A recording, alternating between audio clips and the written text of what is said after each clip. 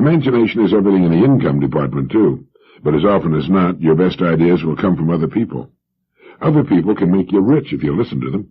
Other people not only have everything we want as far as income is concerned and will gladly give it to us if we'll earn it, they also have the ideas we need if we'll listen to them. Time and again during my business life, the ideas of others have proved to be of enormous value. One idea given to me many years ago by an acquaintance earned my company several $1 million. Another idea, a suggestion at lunch by another acquaintance, resulted in my daily radio program. Another idea worth millions. Others often see things we can do better than we can. We're often too close to ourselves and tend to take ourselves for granted. I don't mean that we should follow every suggestion made to us, not by any means. But every once in a while, someone can drop a handful of diamonds in our lap. We must still follow through with the idea, put it together, cover it with the necessary investment of time, thought, talent, and money. But without the suggestion, we might never have thought of it ourselves.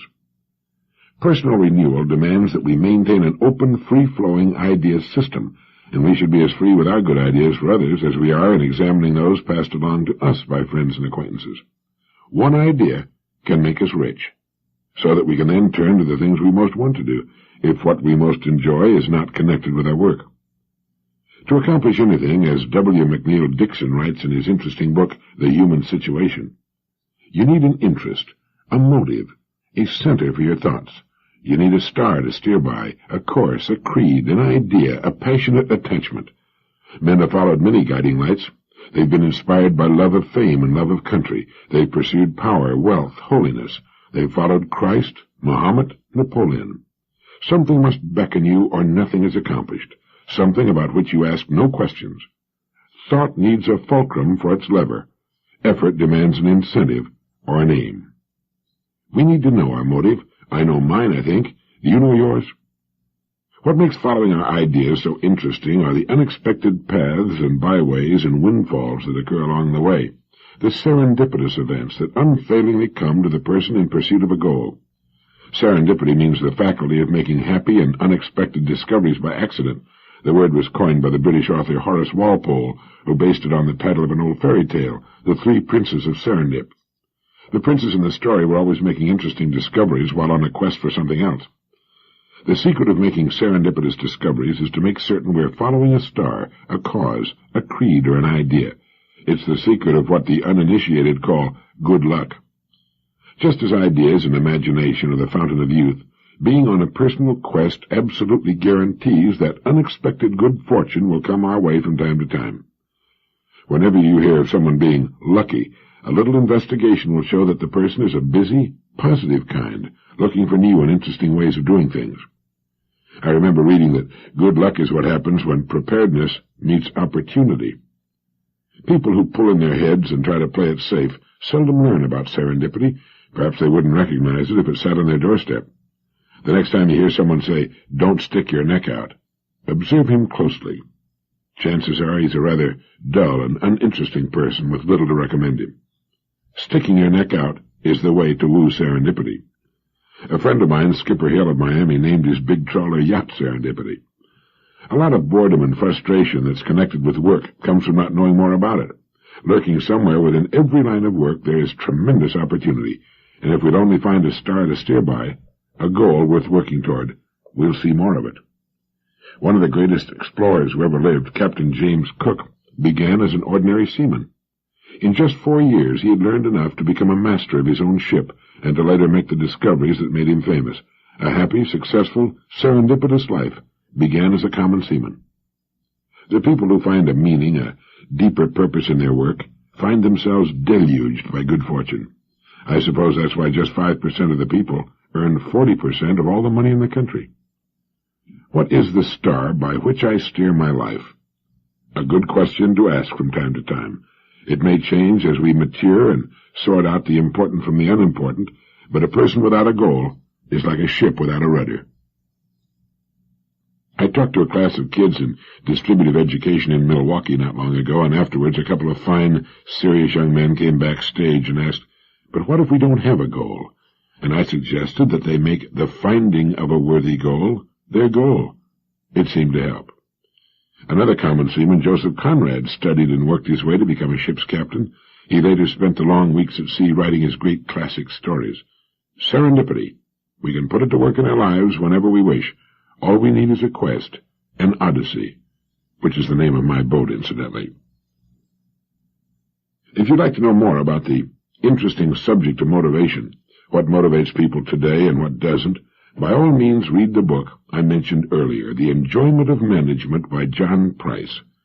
He points out that motivating people has been with us for centuries. The 5 classic forms of motivation were practiced by such legendary greats as Cleopatra, Genghis Khan, Julius Caesar, and Moses. And for many centuries these 5 motivators, pay, direction, discipline, underutilization, and diversion, work magnificently. Moses crossed the wilderness, Caesar conquered Gaul, and Cleopatra had her wily way, so naturally these heretofore highly efficient motivators continued into the Industrial Revolution, and are still with us today. But do they still motivate? Well, let's see. Pay is income to the person for use as he determines, but he's influenced by a couple of things.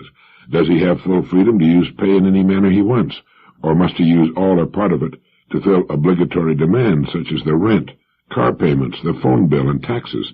There isn't as much discretionary income there as some think. Pay in most people's minds is their due for the work they perform. It does not tend to change a person's behavior from median to maximum performance. Pay, then, is not a motivator. It motivates membership, and that's all. Money is what the employer uses to attract and hold people. It motivates them to come or to leave an organization, not to perform to the maximum of their ability. Denial of aspirations for independence of action through detailed direction will certainly motivate changes in organizational behavior. Unfortunately, the motivation will take a negative tack, leading to dissension and withdrawal of individual effort. Discipline, the 3rd classic motivator, still works, but it's much more difficult to apply today. The unions, changes in lifestyles, the lesser emphasis on material goals, all have contributed to a weakening of discipline as a motivational force. The biggest problem in our industrial society today, without qualification, is the underutilization of people in the workforce. It is, in itself, a monumental deterrent to maximum individual productivity. But far worse, it has a relationship with just about every aspect of the work situation: pay, discipline, direction, to cite the motivators we've already discussed, and also the full range of organizational goals, profit, production, morale, and so forth. The major effect of underutilization is turnover, and turnover, as any industrial leader will tell you, is the bane of his existence. The most talented young people, aware of the fact that they're not being fully utilized, quit. The young man has grown up without the problem or frustrations of his older boss who remembers the Depression. He's of a generation unique in sociological history, a generation without substantive problems of personal survival. Often the young men who stay are generally of a less aggressive nature, who eventually will extend the minimum of effort, which ultimately becomes fixed. If they're unable to channel their unused abilities elsewhere, they will, according to Parkinson's law, shrink to fit the job. And finally, diversion, getting people's minds off the unpleasant job, is fast becoming passé. So the 5 classic motivators that have been around since Moses, Julius Caesar, and Cleopatra are pay, direction, discipline, underutilization, and diversion. But in the rapidly changing world of today, they don't seem to work anymore. John Price tells us about 5 more, the stable motivators, which do. They are growth, achievement, responsibility, recognition, and work nature. First, growth. Growth is of 2 types, organizational growth and self-developmental growth. For the person to feel meaning in his job and thus give to that job the full measure of his ability requires that he sense the opportunity for promotion beyond his present job, organizational growth, and opportunity for the advancement of his own personal competence. He will, of course, sense opportunity only if there are, in fact, recognizable mechanisms for its realization. These mechanisms, quite simply, are discretionary awards, succession planning procedures, merit increase provisions, and personal development programs. 2. Achievement, according to some professionals in human behavior, is the most important of the needs for the organizational member. Unless the person senses that what he's doing is a contribution to a greater goal, that he is doing something that counts, he will very likely produce mediocrity. 3. A sense of responsibility is third of the 5 motivational needs which must be satisfied for maximum job performance. We do not, as a rule, delegate to people the freedom to act as responsible managers of their own jobs. Everybody is a manager if we think of management as involving the coordination of resources. So creating a feeling of importance and responsibility is the job of the manager today, and unless this feeling is created in the individual, one of the important elements will have been lost. 4. Recognition. The 5 most important words in the language are, I am proud of you. The 4 most important, what is your opinion? The 3 most important, if you please. And the 2 most important, thank you. These are all simple phrases, and they're pretty inexpensive ways to recognize individual performance with personal concern. 5, the last ingredient in the high-performance recipe, is work content, the nature of the job itself. Unless the person has a basic liking for the functions, the tasks, the mechanics of the work he performs, he cannot, by any stretch of the imagination, be motivated to perform at his highest achievement level. I don't mean to imply that the person who doesn't consider his work hobby-like is lost, motivationally speaking, but he must be in agreement with himself, if only subconsciously, on the fundamental desirability of what he's doing. No one can induce this last element. It must be there.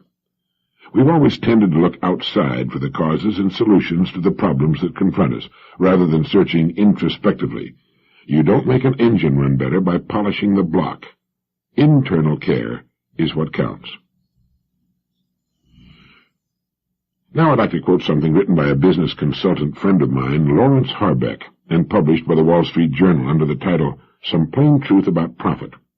I found it interesting not only for its valuable insights into the economics of free enterprise and the profit system, but also for the clarity with which they're presented, the almost total absence of professional jargon and technical gobbledygook. Free enterprise acknowledges human selfishness and directs it to constructive goals. Partisans of free enterprise claim this is a virtue. They believe selfishness is a fact of life. Opponents express horror at this pragmatic view. They believe government can eliminate human imperfection.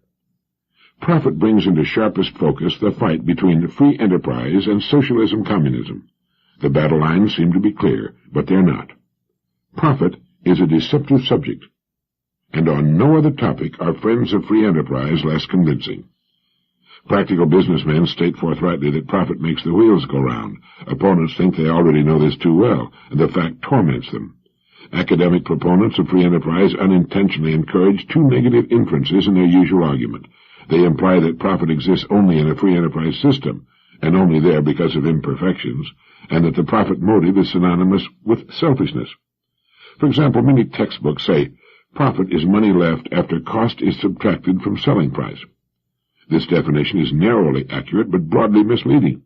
It sounds as if the seller is getting something for nothing. If the costs are met, why should there be a remainder? It implies by omission that profit is associated only with money and sales-oriented economic systems. Economic experts agree to disagree. They describe profits variously as high earnings from entrepreneurship, discrepancies arising from uncertainty, results of a monopoly position, return from a contrived scarcity, unnecessary surplus, implicit interest, rent, and wages, an accounting residual needed to balance earnings against the value of goods and services, and a mixture of these. None of this is helpful. As the profit concept is widely misunderstood, or understood diversely, and an emotional issue, it must be approached with precision. A simple economic model is needed to permit discussion in basic English and short words. Tradition is helpful. It calls for economic analysis to begin with Robinson Crusoe. Consider the lone castaway. He has drinking water, but no food. At rest, his body uses material and energy equivalent to 1 fish per day. If he does not eat 1 fish per day, while resting, he will starve. He must work to catch fish. Now he pays a price for each day's effort. The price is extra material and energy used by his body while fishing. His efforts, successful or not, require a 2nd fish each day. If he catches 2 fish each day, he will live. If his catch averages less than 2, he will die.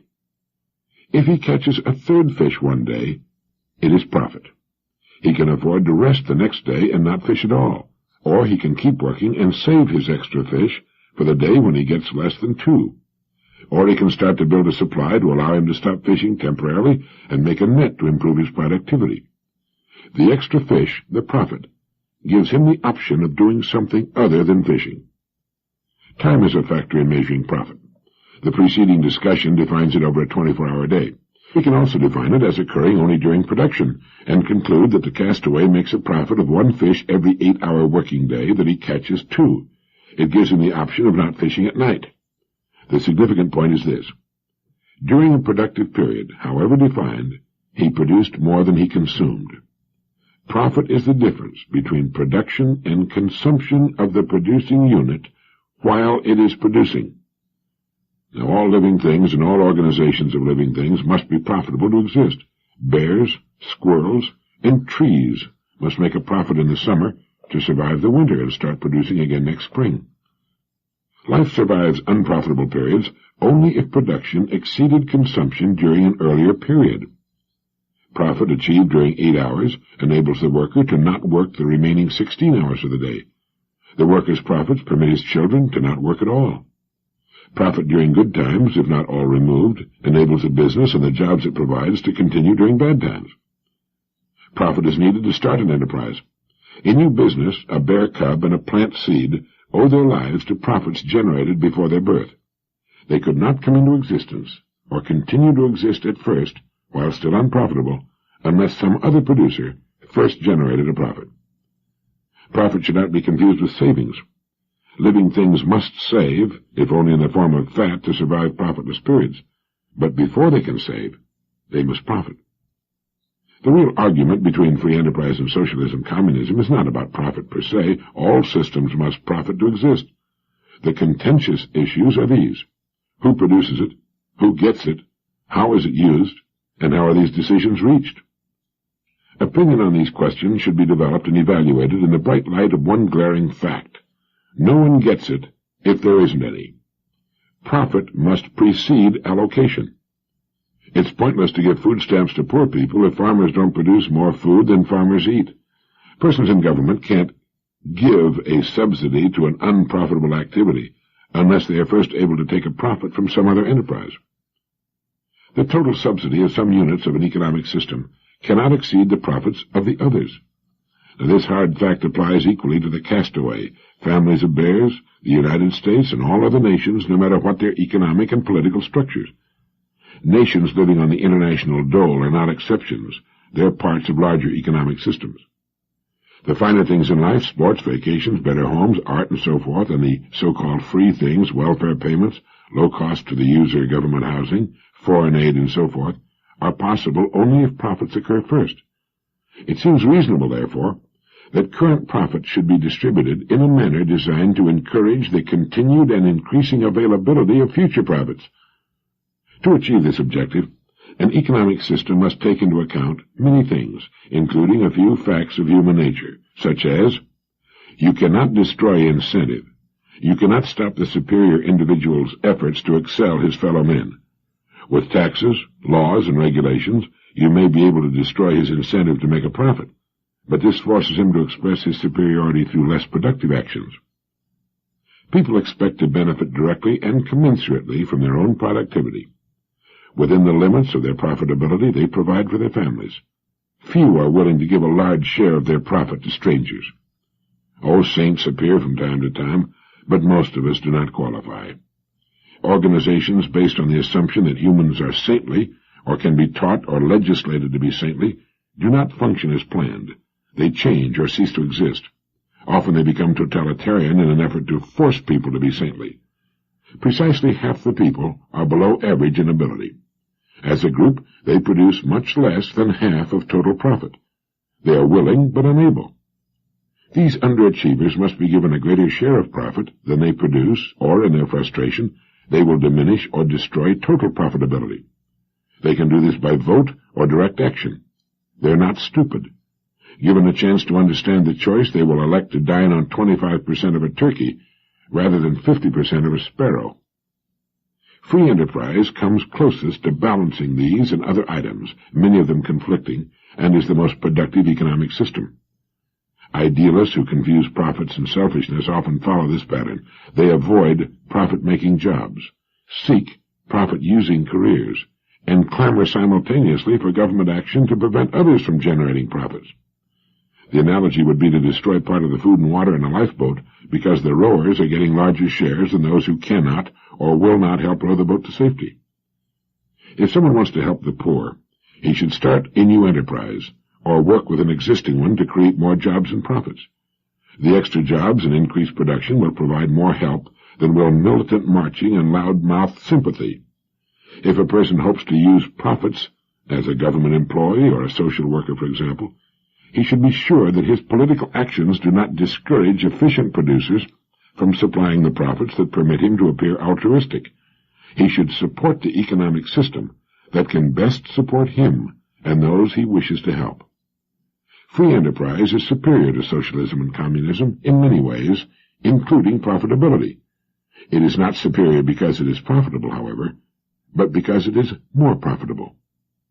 When John D. Rockefeller was in his 50s, making $1 million a week, he was told by his physician that unless he changed his living habits, he wouldn't be around much longer to enjoy his rapidly accumulating fortunes. The doctor gave Mr. Rockefeller 3 simple pieces of advice, and, as is often the case, in their simplicity was woven a profound wisdom. This is what Mr. Rockefeller was told. 1. Push yourself away from the table while you're still a little bit hungry. 2. Stop worrying. And 3. Get some regular physical exercise. And that was it. Now, I'd imagine if you went to your doctor to get a complete medical checkup using the latest diagnostic equipment, and if you were given the same advice as Mr. Rockefeller, you'd check off your doctor as a country quack and go out in search of some more sophisticated recommendations. Well, you needn't do that. For there were sophisticated recommendations in the 3-fold prescription given to John D. Rockefeller, and he recognized them. His doctor, in a sense, was a prophet. Strange as it may seem, the health of modern Western man is being destroyed by 3 things: overeating, excessive worrying, and a sedentary existence. In the next 2 issues of Direct Line, I'll be talking about the problems of obesity and anxiety as they relate to health. But for now, let's see if we can get some of the sitters out there off their seats and onto their feet. Let's explore together the possibilities available in our daily lives for increased physical activity. As nearly as I've been able to figure it, there are just 4 basic ways in which a person can find the physical activity his body needs to function at its best. If you can think of others, you might let me know, but for now, here are the 4. The first way is through our daily work. We can get regular physical activity through our work. But the problem is, who works for a living anymore? What I mean, of course, is who toils for a living anymore.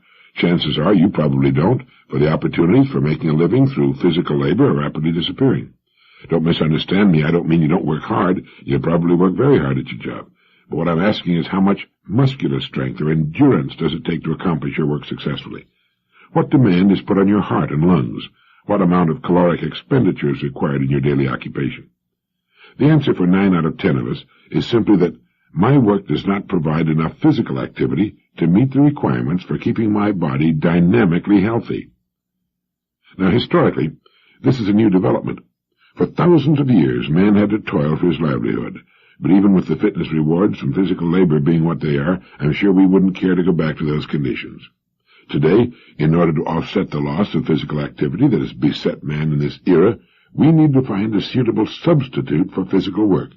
And that's where the other 3 ways come in. The second way to increase physical activity, and the most obvious, is through a planned exercise program. This can include joining a group at the YMCA, the Park and Recreation Department, or at your local community center.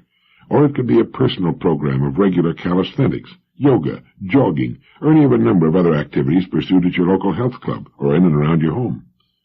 These are the activities most people think of when you mention the word exercise. But calisthenics, jogging, yoga, or isometrics should never, by themselves, be equated with the much broader term, exercise. As fine and helpful as these activities are, they also have an important drawback. They're boring. There's nothing very exciting about staring at your navel for 15 minutes or grunting your way through 25 sit-ups. Yes, they're boring, especially when you're working at them alone without the experience to interject variety. It's formal exercises like these that cause most of our exercise dropouts.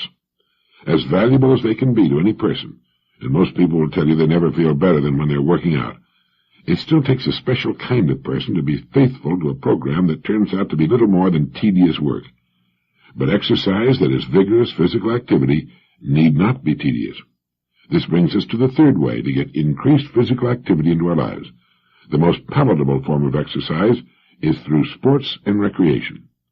Besides the pure fun of what you're doing, there are tremendous rewards that come from activities like swimming, backpacking, tennis, handball, cycling, badminton, square dancing, judo, skiing, volleyball, and other activities which are strenuous enough to condition you while you're enjoying the participation.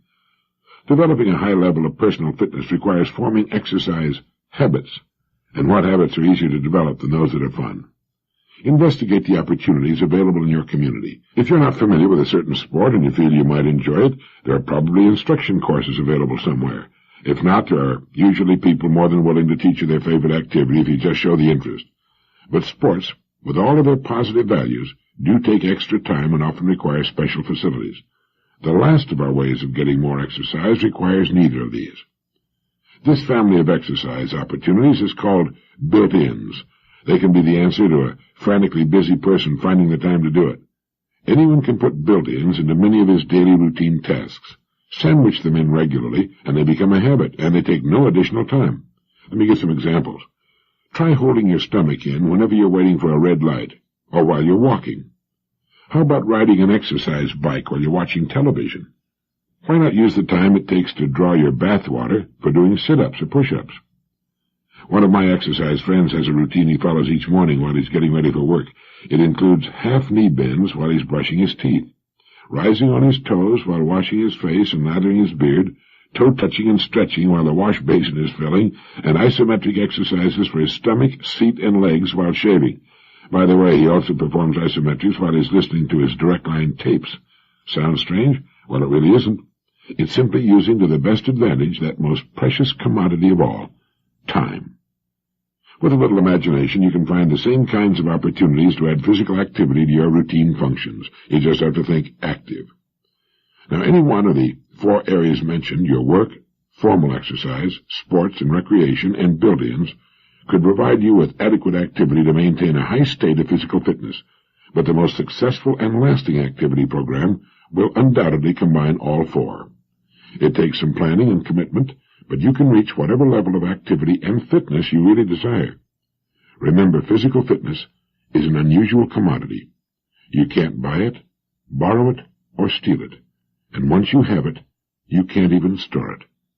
To possess it, you must make regular activity a daily habit and physical exertion a part of your life. John D. Rockefeller did.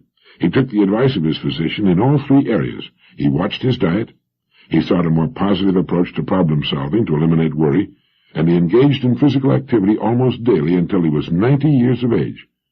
These 3 simple yet profound suggestions given to John D. Rockefeller by his physician turned his life from one of deteriorating health to one of dynamic living. And you know, that way of life is available to each of us. Now to close Direct Line 2, here's an idea if you've been wanting to get away from it all and have the time to get some good ideas. Take your family on a trip around the world. It was done not long ago by a 39-year-old telephone equipment maintenance man. Here was what seemed to be a very average man with a very average family working a very average paying job to make ends meet. But the man and his wife decided to take the whole family on a trip around the world, so they sold practically everything they owned, including their home. It produced $8,500, as I recall, $7,000 of which they used on the trip. They boarded a freighter, sailed to Hawaii, the Fiji Islands, and Australia, then a 43-day trip by passenger liner around Australia to Ceylon, India, Arabia, the Suez Canal, that was before the Middle East problem, through the Mediterranean to southern France, Gibraltar, London, and so on. They got home with nothing but $1,500 and the will to start all over again from scratch. He had obtained a 6-month leave of absence from his company. They are delighted with what they did, and they may even do it again someday. Thank you.